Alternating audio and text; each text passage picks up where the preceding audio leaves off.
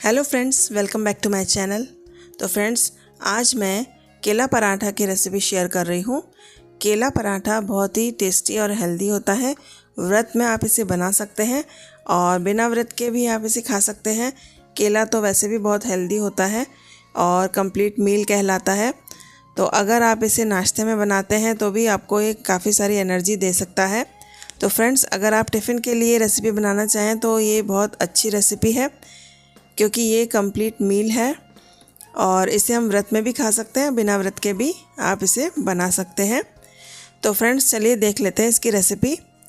तो फ्रेंड्स, इसे बनाने के लिए मैंने यहाँ पर 4 कच्चे केले ले लिए और उसे बॉईल कर लिया। तो जिस तरह से हम आलू बॉईल करते हैं उसी तरह से हमें केला बॉईल करना है। तो इस तरह से पूरे केले को मैंने प्रेशर कुकर में डालकर पानी डाल दिया और 3 विसिल आने के बाद फ्लेम को ऑफ़ कर दिया। और जब कुकर का प्रेशर ख़त्म हो गया तब 5 मिनट के बाद मैंने ढक्कन खोलकर इस तरह से केले निकाल लिए। और जब ये ठंडे हो जाएंगे तब आप इनका छिलका निकाल लीजिए। तो फ्रेंड्स, जब केले ठंडे हो जाएं तब आप इनका इस तरह से छिलका निकाल लीजिए। और छिलका निकालने के बाद इस तरह से केले को मैश करना है। तो आप इसे इस तरह से चाकू की मदद से कट कर लीजिए और ये बहुत ही सॉफ्ट होते हैं, ये वैसे ही मैश हो जाएंगे। या मैशर की सहायता से आप इसे मैश कर लीजिए। जब केले इस तरह से बॉईल हो जाते हैं तो बहुत सॉफ्ट हो जाते हैं, तो इसे हम अच्छे से मैश कर सकते हैं। इजीली ये मैश हो जाते हैं, इनमें कोई मेहनत नहीं लगती है। तो मैं यहाँ पर चाकू की मदद से इसे छोटे छोटे पीसेस में कर लेती हूँ और हाथों की मदद से भी ये इजीली मैश हो जाएंगे। तो सबसे पहले स्टेप में हमें कच्चे केले को बॉईल करना है और उसके बाद इसे मैश करना है। और मैश करने के बाद हम चलते हैं नेक्स्ट स्टेप पर। तो अब हम इसके अंदर कुछ इंग्रेडिएंट्स ऐड करेंगे और इसका पराठा बनाने की तैयारी करेंगे। तो फ्रेंड्स, जो केला पराठा बनकर तैयार होगा ये आपने शायद ही पहले कभी खाया होगा और इस तरह से आप कभी कभी बनाइए तो आपको चेंज भी मिलेगा। रोज़ रोज़ वही सब्ज़ी रोटी खाने से हम बोर हो जाते हैं, तो आप कभी कभी इस तरह से चेंज करके भी वैरायटी बना सकते हैं। और टिफ़िन के लिए ये बहुत ही अच्छा ऑप्शन है। और फ्रेंड्स, जब ये पराठे बन जाते हैं तो बहुत सॉफ्ट होते हैं, तो आप इसे 4-5 घंटे बाद भी खा सकते हैं और ये खाने में टेस्टी ही लगते हैं। तो फ्रेंड्स, अब मैंने इसके अंदर कुछ मसाले डाले हैं, जिसमें नमक स्वाद के अनुसार, भुने जीरे का पाउडर 1 चम्मच, अमचूर पाउडर आधा चम्मच, लाल मिर्च पाउडर आधा चम्मच और 3-4 हरी मिर्च को छोटे टुकड़ों में काट कर डाल दिया है। और फ्रेंड्स, अगर आप इसे व्रत के लिए बना रहे हैं तो इसमें केवल सेंधा नमक और काली मिर्च डालें। तो फ्रेंड्स, अगर आप इसे व्रत के लिए बना रहे हैं तो इसमें सेंधा नमक और काली मिर्च ही डालिएगा। और अगर बिना व्रत के लिए बना रहे हैं तो आप इसके अंदर लाल मिर्च, गरम मसाला पाउडर, चाट मसाला पाउडर ये सब ऐड कर सकते हैं। तो यहाँ पर मैं आपको दिखा रही हूँ कि आप दोनों तरीके से बना सकते हैं, स्पाइसी भी बना सकते हैं और नॉर्मल भी बना सकते हैं। इसलिए मैंने यहाँ पर लाल मिर्च ऐड करके आपको दिखा दिया है।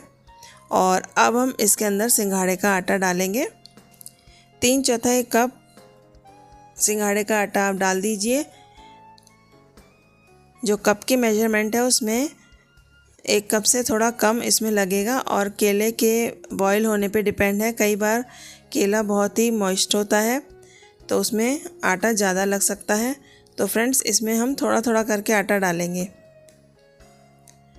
तो ध्यान रखें, हम इसके अंदर थोड़ा थोड़ा आटा डालेंगे और जितना आटा इसमें डल जाए उसके हिसाब से हम डो लगा लेंगे। अगर हम ज़्यादा आटा पहले से ही डाल देंगे तो उसमें पानी डालने की ज़रूरत पड़ेगी, तो हमें इसको बिना पानी के गूँथना है। जो केले का जो नमी है उसी में ही ये आटा अच्छे से गूँथ जाएगा। तो यहाँ पर आप थोड़ा थोड़ा करके आटा डालिए और इसका बढ़िया सा डो तैयार कर लीजिए। तो फ्रेंड्स, यहाँ पर लगभग पौना कप यानी कि 1 कप से थोड़ा कम आटा यहाँ पर मैंने यूज़ किया है।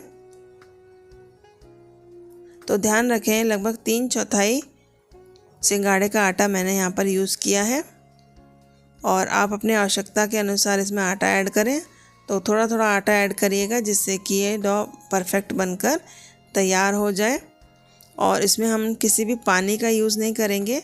तो फ्रेंड्स, आप देख सकते हैं इस तरह से ये आटा केला पराठा बनाने के लिए डो बनकर रेडी है।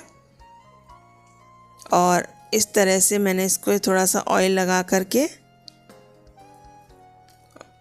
स्मूथ कर लिया है। और अब हम इसकी छोटी छोटी लोइयाँ तोड़ लेंगे।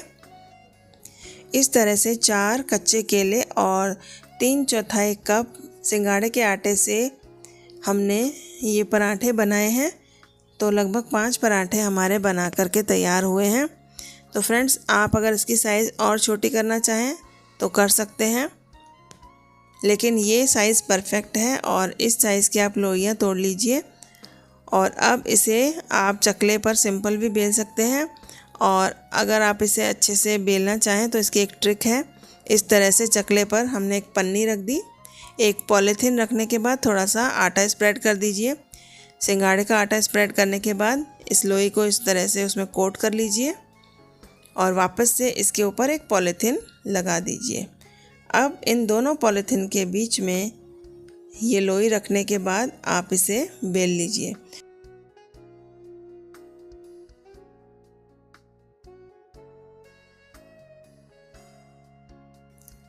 पराठे को हम अच्छे से बेल पाएंगे और ये चकले पर चिपकेगा भी नहीं। बेलने के बाद आपको साइड में क्रैक्स नज़र आएंगे, तो आप क्रैक्स को इस तरह से सेट कर लीजिए। और इस तरह से हमने पराठा बेलकर तैयार कर लिया है। और एक एक पराठा बेलते जाएंगे और इसे तवे पर सेकते जाएंगे। तो फ्रेंड्स, अब ये जो बेला हुआ पराठा है इसे हम सेक लेंगे।